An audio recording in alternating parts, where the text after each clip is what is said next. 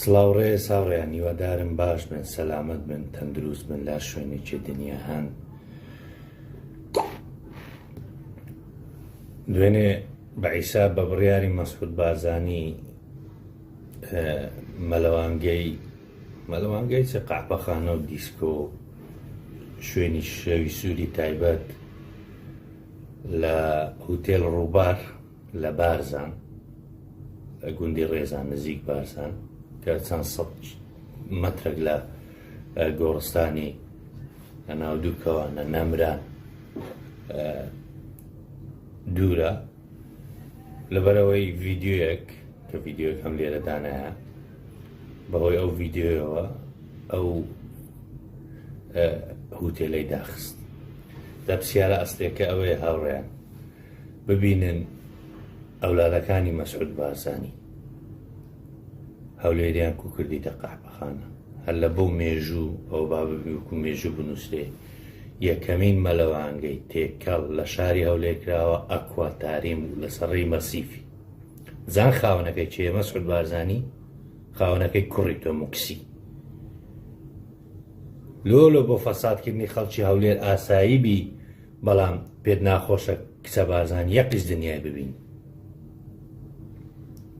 ئەوڕێ مەسەلەکە لێرە مە دیفاع لەوەی ناکەین بازرگانی سێکس دابخرێتن یان مەلهاو دیسکۆیەکان دابخرێتن، یعنی لە هەموو دنیا لە دێر زەمانەوە بازرگانیکردن بە سێکس هەبووە، بەڵام ببین وەرە لەو ئەوڕوپایەکە ئەمەدەژی کە داهێنەری ئەو بە زمانەیە.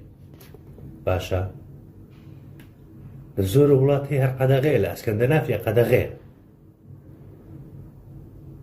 لەو بەلجیکایەکە ئەمە لێی دەژی قەدەغە نییە، بەڵام ڕێکخرایە. بەڵام لە هەولێر هەر هەولێریان فەساد کردیە. لۆی هەولێری مە بێخاوەنە، هەتا ئەو چەتانست ئەو چەتە سیاسە کوردایەتیان نەما بوو لەوەی خراپتری بەسەر دێت. وەکو وتم هاوڕێیان یەکەمین مەلەوانگەی تێکەڵ لە کوردستان کراویتەوە ئەکواتارینە ئێستا شەیە خاوەنەکەی کوڕی مەسعود بارزانی. دەی مەسعود زاندەوێری لە بۆ کوڕی خۆشت دابخەی؟ دای ناخەی. من ئەوڕۆ باسی ئەوە ناکەم ڕەهەندە سیاسیەکانی ئەو بابەتە چییە، لەبەرەوەی ڕۆژی جومعای کاکمەچی ئامێدی لایڤ هەیە، ئەو بە وردی دەستە ناو دەمارەکانی یەکێک هاواڵەکان دەردەینی پێشکەشی ئێوەی دەکا.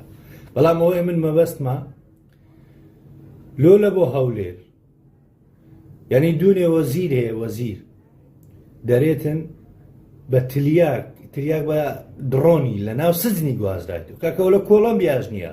مەسعود بارزانی لە سای کوڕەکان و حکومڕانی کوڕەکەت، ئەوە لە ژێسای حکومڕانی کوڕەکەتە. خەڵکی هەولێرتان فەساد کرد، یانی ئێستا وای لێ هاتیە لە هەولێرێ تریاک لە عەبی پاراستۆل ئاسانتر بی. ئەیلۆ باسی ئەوەی ناکەی، ئەیلۆ باسی گەورەترین دیسکۆ شەرقل ئەوسەد ناکەی کە ئیبرازایەکەتە لە هەولێرەیە. لۆ بارزان مقەدەسە، لۆ هەولێر مقەدەس نییە،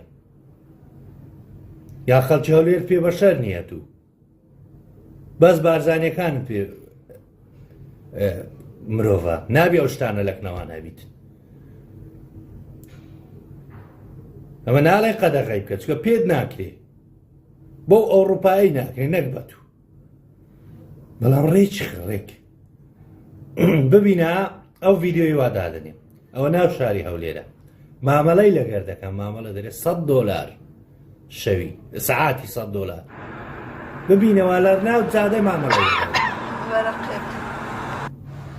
کاکە وەرە ڕێکی بخە ڕێک، ئەی هەوە ڕێکی بخە، یانی شوێنێکی بکە برێ ئەو مەنتیقی قاپەخانەی لە هەولێرێ بە سەرپەرشتی ئال بارزانی بەڕێوە دەچی. بەڵام بەو بەڕەلایەی نا زیان بەڕەلایەتی دروست دەکە، هەزاران کێشەی کۆمەڵایەتی دروست کردیە. یعنی سبەینێ مندا لە ناو زگی داشتی هێشتا نەبووە بە ئایدزەوە دێتە دەرێ، قوڕمان بەسەری دەکە، ئەو دەردەی ئەوڕوپا و ئەمریکا پێی دەناڵێنێ. کاکە ڕێ بگرن، ئەی هەوا ئەوە خەتەرە. یعنی هاوڕێیان لە هەولێر دیسکۆ هەیە لە ناو مارە، یعنی ماڵەکان ناتانن چۆن بخەون لە بەردەنگە دەنجی. کاکە شتیوا کەنجی لە ئەوڕۆپاش هەیە، ئیلا لە سای ئەو چەتانەی کوردایەتی هەیە، بەس پارە بێلۆیە لە ژێر حکومڕانی پارتی و یەکێتی بۆ منتیقە یەکێتیش فەرقی نییە لەگەی پارتی. بەس ئەمڕۆ باسمان باسی هەولێرە، یعنی لۆلە بۆ خۆتان قەدەغەیە، لۆلە بۆ خەڵکیت کە دەتانەوێت فەسادی بکەن. هاوڕێیان ماوەش کە هەولێر وێران دەبی، وەڵڵا ئەمە خەمی ئەوەم نییە، یعنی وەکو وتم لەش فرۆشی لە هەموو دنیاە هەیە و لە دێر زەمانیشەوە بۆ هەتا ئێستاش هەمیشە هەوڵدرایە کۆنتڕۆڵ و سانسۆر بکرێت. لەو ئەوڕۆپایش سانسۆر کرا، یعنی ئێستا 1000 مەترێک لە ماڵی من دوور گلۆبخانەی لێ گلۆبخانە بە دەردی هەولێری دەرێتن، بەڵام کاکە هەموو ڕۆژێ فاسییان دەکەن، زەریبەیان لێ دەستینن، یعنی کۆمەڵەرگی یاسا ڕێسایە لێ ناگەڕێت تێکەل بە کۆمەلگای بنەوە. بەڵام کاکەوی لە کوردستان دەکرێت بەڕەڵاییە، بەس پارە پەیاکردنە. ئەیلۆ ناچی گوندی لوبنانی دابخەیت، ئەیلۆ ناچی ئەو گوندانەی ڕۆژ ئاوای هەولێرێ دابخەی کە پڕی قاپەخانەیە، هەمووشیان بە سەرپەرشتی بازایەکەتە وە کوڕەکەشت حکومڕانە. دەی بزان دەتانی قەپاتیکەی چەندین خەڵک لەو هەولێرە کە گەڕەکی ئاساییە چونە شکایەتیان کردن ئەی هەوار ناتوانین بنووی کاکە لە بە دیسکۆی، هەرجێشیان لێ ناگرن لەبەرەوەی ئیبرازایەکەتە. دەی بزان دەتانیم چی دای بخەی، مادام هەندا پارتیەکان لە دوو نێو نیە شاگەشکە بوونەوە لە ژێر فەرمانی سەرۆکی پارتی دیموکراتی کوردستان مەسعود قاپەخانەیان داخست. قاپەخانە گەزی چێ بووە هاوڕێیان؟ ئینێ چیری بووە. باشە دەی خۆی خەڵکی ئاسایی نییە، خەڵکی ئاسایی نەدەتوانی بازرگانی تریاکبی لە کوردستان، نەدەتوانی خاوەن مەلها و قاپەخانە بیتن، ئیلا ئیبنە ماڵەیە، یعنی دەستیان بەسەرەوەش داگرتیە. وەرە پێم برێ چ دیسکۆیەک چ قومارخانەکەی لەو هەولێرێکی ئەمەتی باسی دەکەین، ئی مەسوولەکی پارتی نەبی، مەسوولە گچکەکانیش نا هەولێرێ بەستە زمانەکان. یعنی بەداخەوە ئەم جار باز دەکەم پارتی لە وەتەی هاتۆوە هەولێرێ هەمیشە نەیهێشتیە پارتێکی هەولێری ڕەسەن خاوەنی هەولێرێ بیت یان دەسەڵاتداربی لە هەولێرێ. حەمکۆ یعنی زۆرناژەنەکانی حەمکۆ و ئەمین موختاربی و سیاسیەکانیان جەلال پەرێشان و ئومێد خۆشناوبی یان ئەو کانیەکەی کوڕە بەعسیەکە بیتن، ئەمانەنە یەک پارتی هەولێری ڕەسەنم پێ برێ دەسەڵاتداربی نییە، هەر ئەسڵ شەرم لە خۆیان دەکەنەوە ببنە دەرگاوە، بەڵام لە ژێر سایە بنە ماڵەی خەریکە وێران دەکەن.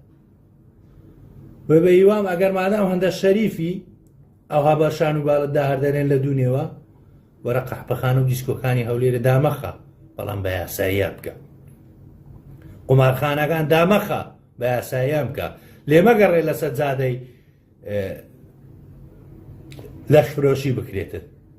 ئەدی تو حکومەت نی دەبەر ئەوانەش چاکە.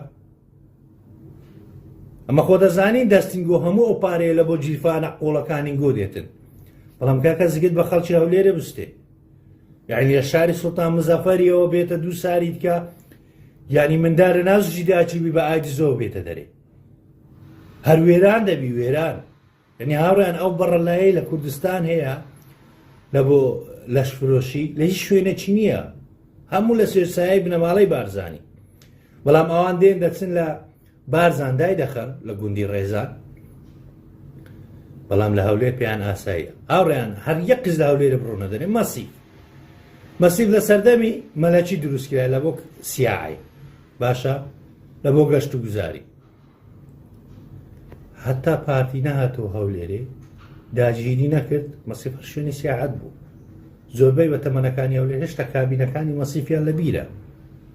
دەی ئێستا لەبەرەوەی بنەماڵی بارزانی بەشێکیان لەوێن دەرن بزانن یەک ماریش لەش فرۆشە دەری دەکەن، بەڵام لەوێ وەرە خوارێ هەر یەک دز لێوێن دەوەرە خوارێ وەرە خانزادی قاپەخانە دەست پێ دەکە بەبێ یاسایی بەبێ فەحس.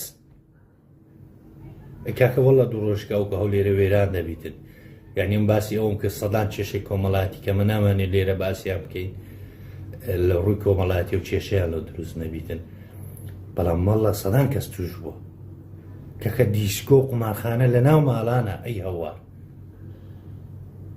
سەدان ڤیدیۆ لەو هەولێرەی بڵاوبوویتەوە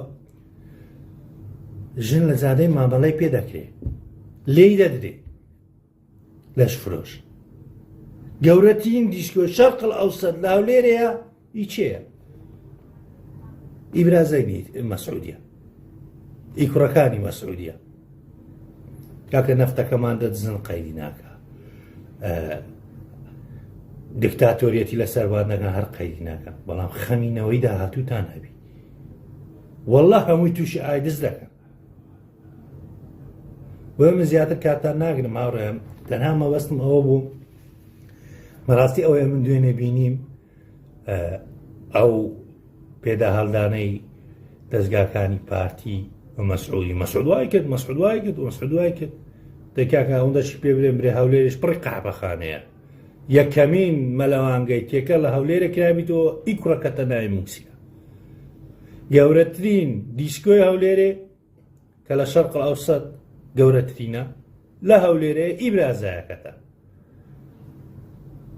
ئەو گوندانەی کە کوڕئانفاری بارزانی دوو ڕۆژ پێش ئێستا فنگە لۆ دەکردن ڕاستیاتیان لێ دەکە هەمیان قاپەخانەنە قاپەخانەی ڕسمیش ناڕسمی کەوەی دنیایەک نەخۆشی کێشەی کۆمەڵاتی لێ دروست دەکا هەر عەلاقە وەرە وەکو ئەوروپای لێ بکەن بلیتی وەگرە بڕۆ ژۆرێ زەری باش پارەشتان لۆ دێ پارە هەر ئەنگۆ هیوایەتان پارەیە پارەشتان لۆ دێت کۆنتڕۆلیشیان دەکەن بە من زیاتر کاتان ناگرم هاوڕێیان کاتێکی خۆش ماڵاوە